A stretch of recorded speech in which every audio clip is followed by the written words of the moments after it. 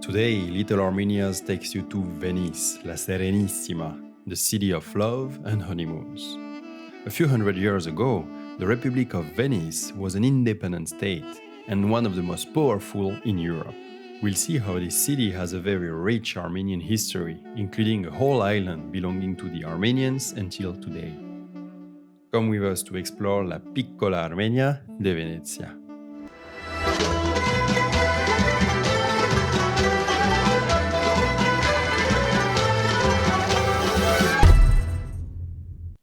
Even if today Italy is home to just a few thousand Armenians, historically it is the European country that had the strongest ties with Armenia. During the Byzantine era, for example, many Armenians settled in the southern part of the country. And until today, Saint Gregory the Armenian is venerated in cities like Nardo, Naples, and Palermo. By the 13th century, the population of the Italian peninsula increased significantly. Cities like Venice, Florence, and Milan had over 100,000 inhabitants. The development of commerce attracted a lot of people, and the Armenian Kingdom of Cilicia signed treaties with Venice to allow Armenian merchants to work in the city. So in the 13th century, a hospice was built in Venice to house the first Armenian merchants, just a few streets away from the famous St. Mark's Basilica. Later, a chapel was founded on the site of the hospice. In 1512, something important happened. In 1512, in Venice, the first printed book in Armenian language was born. It's the Urbatagirk, the Book of Friday. This time was like the golden age for the Armenians in Venice.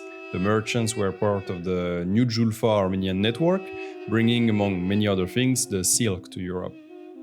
New Julfa is the Armenian neighborhood of Isfahan, the capital of the Persian Empire.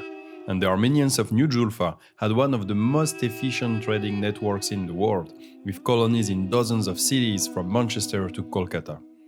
The richest Armenian family in Venice was the Shahrimanyan family, called Seriman in Italian. Their palace is still called Palazzo Seriman until today.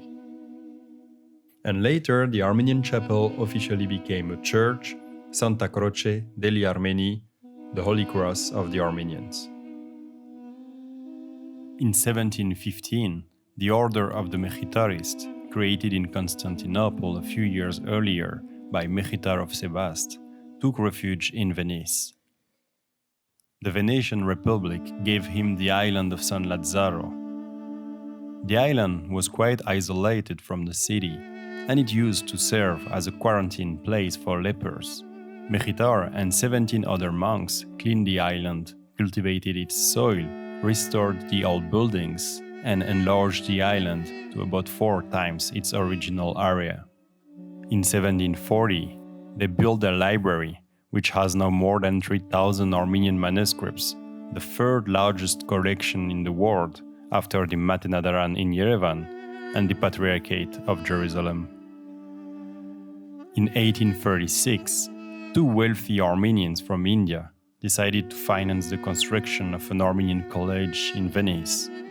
Managed by the Mechitarists, the Collegio Armeno Murat Rafael will train many figures of the Armenian intellectual elite until 1997. Today, the Collegio hosts exhibitions staged by the Venice Biennale, along with a small museum of the 2018 Armenian Revolution and a center of Armenian studies, the Centro Studi e Documentazione della Cultura Armena.